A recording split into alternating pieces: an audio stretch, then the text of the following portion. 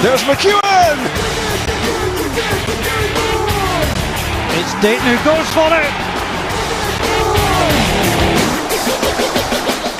A Super Sunday in the SPL came up with a sensational result. The full story will unfold before your eyes over the next 45 minutes. All the Saturday action as well, and Kilmarnock manager Kenny Shiels is with us.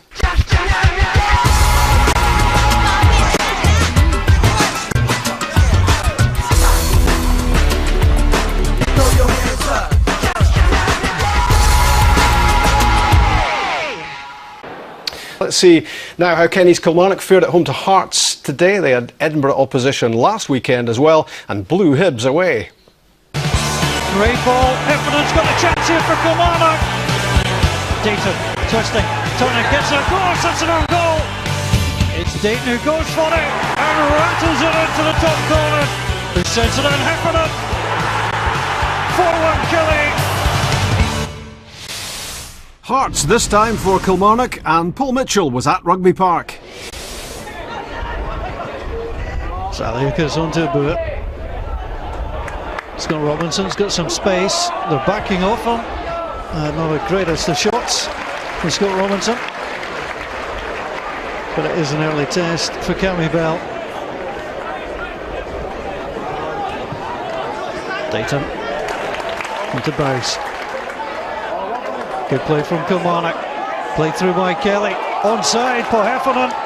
Heffernan goes across, chips it in. Too much weight.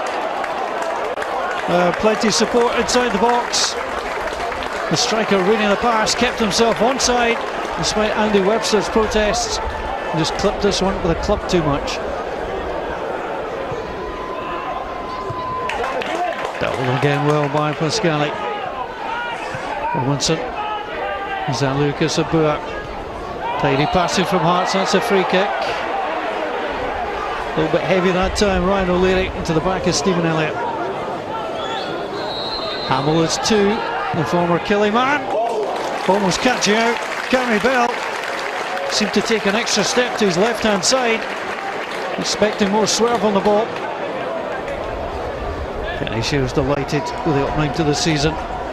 Made by his side, under pressure here. The header from Ryan Stevenson would have been deflected away.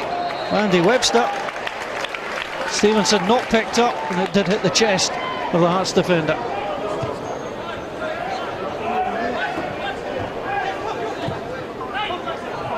Again, Dayton is the target, but again, Hearts mop up the Buijs. On to Andy Driver.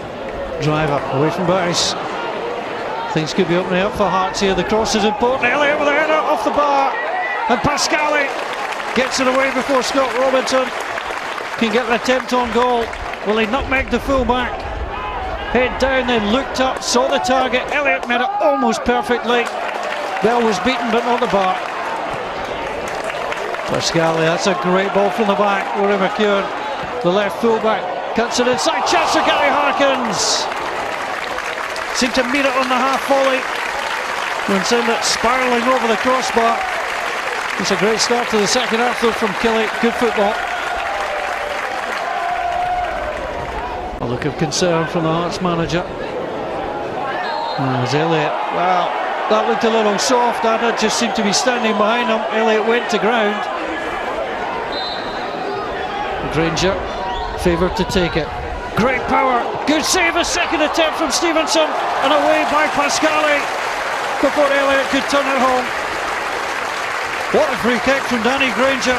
Plenty of power, fisted away by the goalkeeper, got the follow-up, and Pascali saved his side. Templeton, no way through.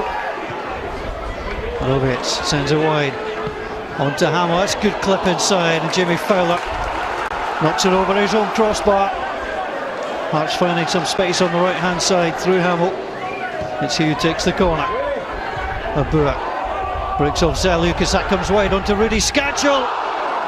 And it hits Stephen Elliott inside the 6-yard box, who may well have been played onside if could have deflected this on target.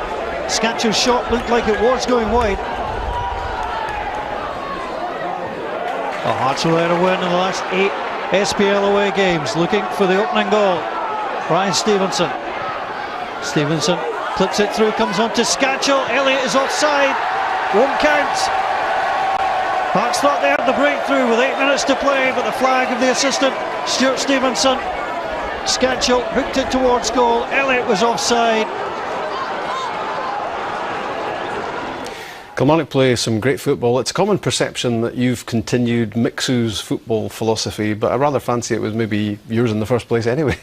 Oh, I don't think that's fair in Mixu, no. I think it was combined, and Mixu has the similar philosophy. But can I say some of Kilmarnock's attacks? I thought it's funny when you reflect on the game and you look back in the afternoon and say, well, it was a decent game of football, and you know, we try to entertain as much as we can, and some, like today, we weren't as potent as we were last week, but there was 2 different mindsets going into today's game, and Kilmarnock were coming off a 4-1 victory, and we just didn't seem to click today, you know. And Hearts are coming off a 5-0 defeat against Tottenham. They got a lot of unfair criticism, and they were resolute and determined and worked really hard and shut down our space. Sometimes, you know, albeit was quite physical, but... Did they dish it out today, Hearts? They did, and if you do it within the letter of the law, that's okay. They picked up a few bookings, not for me, you know. I think they did, they overindulged a bit, but having said that, it's the referee done his job, and it ended up 0-0. James Dayton is a real handful. He was a handful for Hearts, and maybe that was borne out by what you're talking about, because 2 of the 4 yellows for Hearts today were against challenges on him. Yeah, there was, most of our attacks were broken down like this, and there's another one. But that's not an excuse. It's just a justified reason, you know. And sometimes they get away with it. I think the referee's remit is to let the game flow and help develop flair, but that wasn't the case today. There's a penalty kick. He pushes him with his right arm. Or not, because it wasn't given. It wasn't given, correct. So some days you don't get them, other days you don't get them. Great win for you last weekend, 4 goals against Hibs. But you were saying to me this is not necessarily your best performance of the season. I wouldn't say it was our best. It was certainly, I felt at Dundee United we were very tough and worked really hard, and that was a tough game for us. But there's a brilliant finish. One cross from a left back, and the other cross, the goal that Heffernan scored was a cross from the right back, which we encourage. Great skill by Dayton, puts it into the near post, and as I said to Heffernan, if he doesn't make that run, we don't score. Again, the full-back was fouled just outside the box, and this is a cross from the full-back on the other side, Danny Buijs. Great ball in, and brilliant movement by Heffernan. The great news is that Kilmarnock are still unbeaten this season. The bad news, both for you and for Ryan O'Leary, is that he's picked up a bad knee injury, I understand. Alec, my physio, was just sent me the message to say that it's a cruciate injury, which is 6 months, and I really feel for Ryan, because he's had a couple of injuries in his career. He's worked his way back, you know, and psychologically he was really up for this season, and now we have to try and manage his coping strategies and how to deal with this. James Dayton obviously will be a big help to him, and you know, because he's been through it. He's been through it last season. Yeah. Darren McGregor, St Mirren. It's a horrible injury for a player because the rehab is so tough, and we've got a great backroom staff that can deal with that. Let's hope Ryan makes a full recovery. OK, let's have a look at the Clydesdale Bank Premier League as it stands. 2 on top, Rangers and Motherwell on 10, Celtic 1 behind, Dunfermline and St Mirren on 8, Kenny's Kilmarnock have 6, Hearts and Dundee United 5, St Johnstone and Aberdeen 4, Hibs on 3, 2 ahead of Inverness at the bottom on 1.